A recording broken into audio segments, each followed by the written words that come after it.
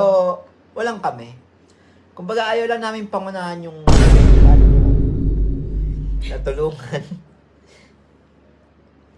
Di ba? So, yung mga, ito Wala, mga, nalulungkot na ako kasi hindi na kami magkasama. Ilabas mo yung totoo. Magpakatotoo tayo. okay, game. Huwag peke. Game. Go. Sino simula? Bakit ka nawala? Bakit ka nawala? Nawala ako kasi... Simula nung una nating problema. Kwento mo. Huwag mo ikwento yung kung ano yung dahilan na kasalanan mo kasi ayoko ring banggitin. Teka, kailan mo siya nawala? Anong date o ano? Yan. December 19 after Christmas party, hindi na siya umuwi. Asa kayo December 19? Hindi. Bakit? Basta kung may problema kami ni Pacboy. Okay, ayoko naman banggitin kung ano man yung ginawa nito. Kaya kung mapapansin nyo, puro bash ako sa social media na hindi ko sinasagot. Naglabas lang ako na, may boyfriend na ako. Naglabas lang ako ng ganun. Wala eh. Doon ako naging masaya eh. Kumbaga, si Pacboy sa side niya, nung time na yon siguro masaya siya. Tapos ako, bumira ako nitong January. Sige, masaya na ako biglang. Ito na yung kasiyahan ko. Ikaw kasi ang problema sa'yo, hindi ka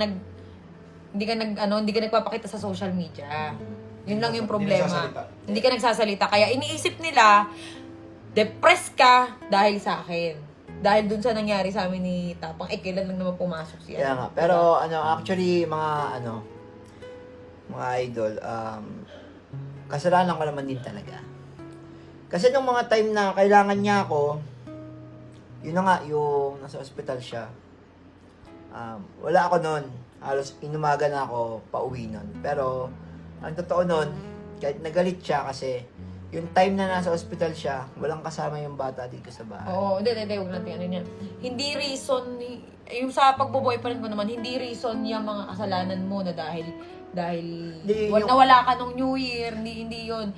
Teka lang okay, yung mga nangyari noon na sobrang stress na ako, na-stress na talaga ako na hindi ko na nakayanan, hindi na nakayanan ng mental health ko talaga na lagi ako na hospital, di ba? Yung time na yon, yun na yung nagkaka-problema kami ni Pacboy na. Actually, mahal namin ng isa't isa. Pero, walang kami. Kumbaga, ayaw lang namin pangunahan yung panahon siguro. So, parang tingin namin, nagkakapaan pa kami ng ugali. Tingin ko, may inaantay siya na gawin ko para mapulpil siya na sige, okay na to. Teka lang, maano? Basta yun. Nasabi ko na. Maano? Pulpil. Ano yung pulpil? Mapunan. Mapuna. Pulpil. Kumbaga, kunyari, parang may inaantay siya na bagay na i-improve ko sa akin. Pero tingin niya, hindi pa niya nakikita. So, parang gano'n. So, waiting tayo doon hanggang dumating tayo sa point na hindi na kami magkasundo. Actually, may mga away kami na tago. May away din naman kami na nakikita niyo. Ngayon, kaya kami magkasama ni Kalbo. Yan, kasi para ayoko nakikita siya na ganyan, na parang nahihirapan. Kasi nung hindi na siya nagpapakita, lilinawin ko lang, nung hindi na siya nagpapakita, wala pa si Tapang noon. Wala pa sa buhay ko. Kumbaga, ayun nga, akala ko hindi na siya magpapakita, hindi siya magpaparamdam sa akin kasi ayaw mo nang umuwi, wala naman akong ginawa. Siguro, kasi masungit ako minsan sobrang strict ako sa bahay, di ba? Kaya siguro nagkaganon din to si Pacboy. Pero yung may bagay kasi siya na hindi niya talaga maiwasan, kaya sa utak ko parang sakit-sakit na parang ano bang kulang, ano bang kailangan kong gawin para itigil mo yung ganitong bagay. Parang, napagod na ako na parang yung binibigay kong love, hindi worth it. Yung binibigay kong payo, hindi tumatalab. Hindi ko na alam gagawin ko. Ngayon, may dumating sa buhay ko na parang, sige, subukan ko. Okay. Yun. Pero yung pagmamahal ko kay Pacboy, hindi nawawala yung bilang pamilya. Pero hindi mo naman ginamit talaga si Pacboy. Kasi maraming sabi, ginamit mo na si Pacboy, nagpaka-famous ka lang daw after nun. Eto ha. After mo mag-4 million, parang iniwan mo na si Pacboy sa Hindi ko kasalanan kung dumami yung followers. Pero nung una pa lang, na nakilala ko si Pacboy, nagbablog na ako. Sa YouTube ako noon. 'Di ba? Nung nag-collab kami ni Pacboy, nung nasa inyo siya, pumunta ka dito, di ba? Hindi natin expect na puputok yung vlog natin. Kwento Masyado natin ako lahat. naging masyado ako naging kampante. Yan. Siguro siguro pakiramdam ko, parang tumaas ako, lumaki ulo ko, gano'n. Pakiramdam ko parang, ay hindi ako iiwan nito, gano'n. Kumbaga, parang kayang-kaya kong kontrolin lang. Mas lagi mo pa akong tinatakot na, aalis ako dito. Lagi mo akong ginaganon. Guys. Na Guys, yun yung totoo. Lagi mo akong tinatakot na, aalis ako dito. Kasi mabunga nga ako kapag ka nakakita ako ng yung pagpasaway siya, mabaingay ako eh. Kasi siguro na narindi rin.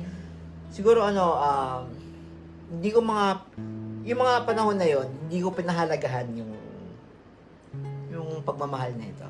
Yumabang ako. Kumbaga, Hindi ka yumabang na yung mamayabang ka, ganto ka. Hindi ka ganun. Kumbaga, naging kampante ka lang. Na, hindi ako iiwan nito. Parang ganun. Daw bibitawan nito. Kabisado mo na ako eh. Parang isang suyo ko lang dito. Ganun. Yun, masyado ka naging kampante. Ayun, gusto ko lang din mag-sorry kay Pacboy. Kung gusto ko rin mag-sorry sa inyo, alam ko, nasaktan ko yung feelings mo. hindi. Ngayon lang, alam mo yan, ngayon lang ako ganto. Hindi ko rin alam, parang biglang boom, biglaan eh. Siguro sa sobrang saya ko, hindi ko na namalayan na nasasaktan ko na pala si Pacboy. Pero wala ka naman sa Kung tutuusin, guys, wala naman siya sa estado na, dyan sa point na yan, hindi siya darating sa point na yan kung naging, Nagpakita ka. hindi, kung siguro kung inayos ko, kung siguro, yung mga panahon na yon, yung problema namin na yon, kung siguro, inintindi ko siya, and then, siya naman, nung time na wala ako, ang naging comfort zone niya is yung nandun siya sa Cebu. And siguro si Boy Tapang yun nandun, that time, na-stress siya sa akin. And tingin ko napagod na rin siya. Naiintindi. Paulit-ulit ka noon Yun na, napagod. napagod na siya. Napagod ka na rin. Kasi tumakbo kayo. Parang napagod ka na rin din. Hindi, Napagod. sa totoo lang. Sa totoo nung nakita ko yung live nito, kasi hindi ako nagkulang eh. Lagi kitang lagi kitang kinokontak araw-araw, di ba? Wala pa ang tapang araw-araw kitang kinokontak, nasan ka, umuwi ka. Di ba? Pero anong ginagawa mo, deadma? Ito, sa loob ng 1 yun yung magkasama. Ano man sa'yo, Pacboy, na yung kay Cherry White na yun, yung magsisimula siya ulit na hindi ka na niya makakasama. Kumbaga, parang magsisimula ulit kayo sa umpisa. Totoo naman kasi niyan. Kaya naman natanggap ko yun sa kanila ni Tapang. Hindi ako tumingin sa hindi ako tumingin sa galit eh. Yung naging sila. Ang tinignan ko kasi dyan, yung mga bagay na naitulong mo. Kung paano mo nabago yung isang Pacboy, kung paano mo natulungan. Di ba?